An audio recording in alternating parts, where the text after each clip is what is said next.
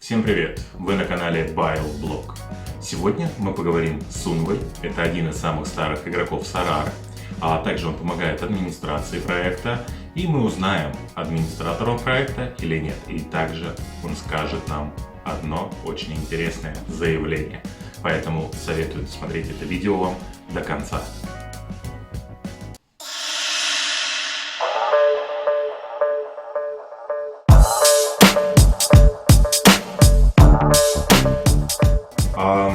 Итак, Унва у нас на связи. Hi. Hi, good evening. I'm ready. Let's begin. Итак, давайте зададим ему пару вопросов, которые у нас есть. Ну, как всегда, мы начнем с первого нашего вопроса. Унва, расскажи, пожалуйста, нам немного о себе, чем ты занимаешься, сколько тебе лет. So, yes, most of you will know me as YNWA. My real name is Mark. I live just outside of London in the UK, a little bit greener than the city. For a living, my job, I'm a consultant. I've had different property businesses and financial advice businesses in the past. Расскажи, пожалуйста, какие перспективы ты видишь в Sorare, как тебя завлек данный проект? I think it's an interesting question. When you start to play a game at the very early stages, you probably have quite low expectations. You like to think you know where it's going to go, and you really hope it's going to go in that direction, but things do take time. So I think from a prospect point of view, same as anyone that's playing the game at the moment right now, we all want this to really grow into something very special. We want this to grow and achieve adoption from thousands and millions of football fans. And if that happens, then I think it's going to be very exciting for anyone playing the game at any level at this moment. Итак, давайте перейдем уже к более непосредственным вопросам к Sorare. Скажи, пожалуйста, совсем недавно ты был зеленым помечен в Дискорде, то есть ты был администратором. Многие новые игроки думали, что ты администратор, потому что делился с нами информацией и также можно так сказать, управлял всеми движениями и подсказывал игрокам. Расскажи, пожалуйста, всю правду, как ты стал таким администратором, являешься таковым или нет, потому что для нас, для всех, кто уже давно в Sorare, все мы прекрасно знаем, что ты просто обычный такой же игрок, как и мы. Okay, so my understanding of this question is probably best explained by outlining a bit of the story of how the community has really grown from the very beginning. I had the fortune of knowing some of the very early managers when we started in February of 2019.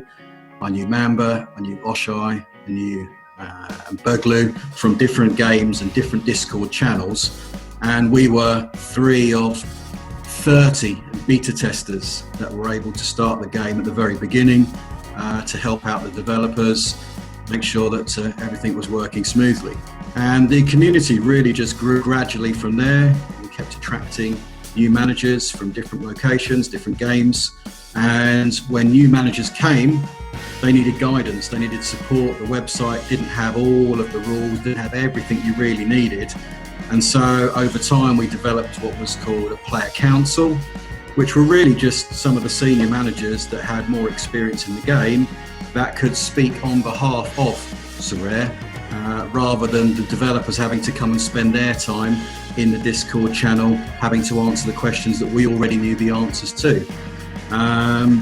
Then from there, we got, I think, 500, 600 managers in the channel, and then you get other things happening, spam, people not behaving in the way that they should behave. And so again, it needed an administrator to come in that had the ability to, even little things like a delete message here or post an update somewhere else. And as one of the senior members of the player council, I was asked if I would fulfill that role, which I was very happy to do. And then we grew 800, 900, 1,000 managers. And then it's just got to the stage where Sorare obviously needed their own person to come and fulfill that role. And I think it was a few weeks ago now, the player council was disbanded I mean, the fortunate thing is the community, really operates very smoothly without much interference from any admin anyway. The French community, your Russian community is always ticking along nicely. But the senior managers are still there to help anyone that comes in and wants to ask any questions. But we don't need to do so now in a position of administration because that's now taken care of by... Скажи, пожалуйста, такой тогда вопрос. Ты один из самых старых игроков Sorare. Когда ты пришел, испытывал ли ты какие-то проблемы именно в понимании проекта? Что изменилось в проекте? И как тебе было быстро и легко адаптироваться в нем? Потому что не было никаких советников. Это, можно так сказать, только общение с администрацией, если они шли на контакт. Okay, I discovered the game probably more by chance than anything else. I'm relatively new to crypto. I know a lot of the managers have been involved in crypto for many, many years. I only discovered back in May 2018, so I consider myself as a late starter. Played a few games, got burnt a few times, discovered a game with another sporting license, played that for a year. Anything that I could see with sports involved, football specifically, I tried to get involved in, and yeah, eventually I saw Sorare, and it had all of the different aspects of the game, games that I was looking for. I've always played football management games, FIFA, Pro Evo, anything which has got football on the front cover. So anything which could combine my love of the game, trying to develop my knowledge in the crypto world, plus also, make an investment here and there. It had everything I needed to get started. Расскажи, пожалуйста, такой вопрос. Где было легче играть? Потому что ты уже в Sorare 2 сезона. В прошлом сезоне было проще играть или же в новом, который мы сейчас играем? I don't think the game is easy in any season. I think you can be lucky, but lucky is not easy. Season 1 had a lot of difficulties because not many of the beta testers really had any understanding or experience of Belgian football, and the majority of teams and cards of players that we could buy were all Jupiler League players, with the exception of West Ham. So I was familiar with West Ham, and I ended up buying quite a number of West Ham players, but I was learning as I was going along on the Jupiler League. Fortunately, we got to November, December, January, and many of the bigger teams around Europe started to join the platform, and the knowledge curve became a lot easier because these were players that I recognised from watching matches on TV more frequently. But the game in November, December had got more complex. There were more managers joining, and so there were more difficulties and more challenges to cater for. And yeah, I mean, moving forward as well, more managers that join, the more competitive it's going to get. I'm really looking forward to the time where the scarcity of certain cards comes into play. At the moment, if you've got enough buying power, you can pretty much convince other managers to sell you most of the cards. But I think we're slowly getting to the point where it will become more difficult to negotiate deals for some of the better players and scarcer players. So it'll be interesting to see how that happens over the next few months. Отлично. Скажи, пожалуйста, что бы ты поменял бы в Sorare или бы добавил такого, то, что, на твой взгляд, было бы круто? In terms of change, I just hope there's constant change. I hope there's always ways that the developers can add things, improve things to make the whole experience for gamers like us to want to only keep playing Sorare over many of the other football games that are out there at the moment. I think most people know that I've been patiently holding a number of defensive midfield players in the hope that the new scoring will perhaps give players like our famous Declan Rice a few more points each week, rather than just watching all the attacking midfielders score the majority of points. So that would be nice. I think also one other thing would be to have more progression with the experience that the players get each week. I continue to put my teams in the training centre, continuing to build up. Most of them now are too strong to play in Division 3. So yeah, I'd be really hoping for some rule change there where we can all benefit from the XP that we've been pumping into our players over the last 6 to 12 months. Скажи, пожалуйста, такой вопрос. Ты один из самых лучших игроков Sorare, имеешь очень большой состав, который есть у тебя, занимаешь регулярно призовые места, ну, то есть, соответственно, выигрываешь большие призы. Скажи такой вопрос, для тебя Sorare уже стал заработком или же ты просто рассматриваешь как игровую часть? I think it's twofold. You have to look at the financial aspect of the game itself, because what you're doing is you're buying the cards that Sorare is selling.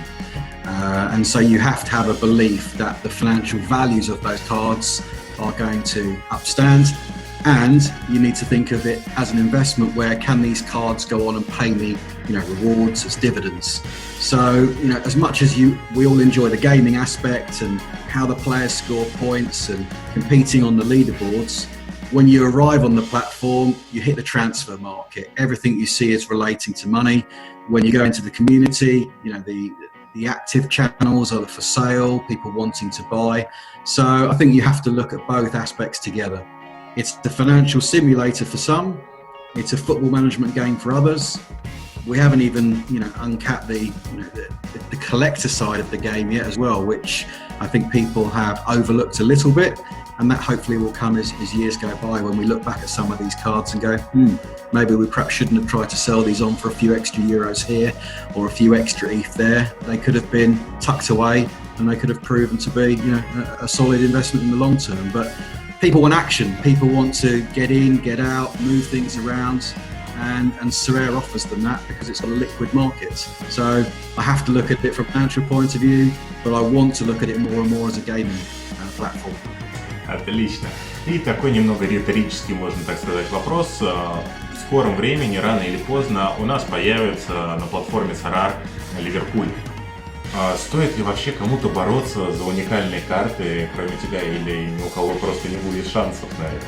When Liverpool went to the platform, I don't expect to be in a position where I can, compete for every card that I like. It just won't be possible. And in fact, I hope it won't be possible, because I hope the game will have gone to a stage where it's got thousands more managers already, and competition for each of the best cards is going to be really high. When I play other fantasy football games, I normally try not to choose Liverpool players, because I never like to be disappointed twice on the same weekend. If Liverpool win, I can be happy. It doesn't matter if I own their players or not. If Liverpool lose, and my fantasy team also has many Liverpool players, it's also a doubly disappointing weekend. So it might be that my collection continues to grow. Yes, it would be nice to have a few Liverpool players, but if it's going to be to win rewards, then I don't mind which players do the job for me. Давайте подойдем к завершающей нашей части. Что бы ты хотел пожелать нашим зрителям? И как у нас уже, можно так сказать, зародилось на постоянку, мы разыгрываем каждое видео про Sorare одну из карт. Возможно, давай разыграем твою какую-нибудь карту. Well, I think my closing message to all the managers from Russia playing Sorare would be: keep enjoying, keep growing as a community. You're personally doing a very good job in making sure that people are well educated and have all the information they need to make good, solid decisions. I will keep doing that with the English side of the community as well, and hopefully together we can continue to strengthen. I would love to learn more about the Russian clubs, players, to improve my Russian collection. I had a look before speaking with you today. I have one Russian player in my collection. So what I will do is I will set a challenge to the Russian managers. It is a super rare Zobnin. Is that hopefully you pronounce it, from Spartak. I think he's a reasonable midfield player. Maybe you can tell me a little bit more about him. But my challenge would be that the first week that we start live SO5 tournaments again, if anyone can beat my Division 2 score on the first week, whoever is the highest placed Russian manager, if they beat me, they can take the super rare Zobnin off my account. How does that sound? Спасибо, Унва, за уделенное время и за откровенные ответы. Мы узнали многое тебе. А также не забывайте про розыгрыш карты, который был. Если вы увидели карту, то пишите быстрее внизу в комментарии время, в которое карта эта появилась. Если вы ее не увидели, то советую вам пересмотреть видео и найти ее, потому что вы можете эту карту получить. Итак, друзья, чтобы участвовать в челлендже от Унвы, вам нужно быть подписанным на канал, под закрепленным комментарием написать «Готов» и свой игровой ник и ждать, когда у нас возобновлятся нормальные недели. Друзья, и настал самый интересный момент. Мы сейчас с вами разыграем нашу карту. Карта появилась в интервале 19 минут 10 секунд и ушла в 19 минут 11 секунд. Итак, у нас есть 10 человек, которые ответили правильно. Сейчас я вам разверну свой компьютер, чтобы было все видно. Итак, случайное число. Генерируем. И получается победитель у нас под номером 3. А победитель у нас Василий. Так что, Василий, жду, когда ты напишешь мне свой ник в Sorare, и я отправлю тебе карту. А также правила я укажу розыгрыша карты от Унвы внизу в описании, поэтому подписывайтесь на канал, чтобы не пропустить следующее видео с Мамбой. До новых встреч!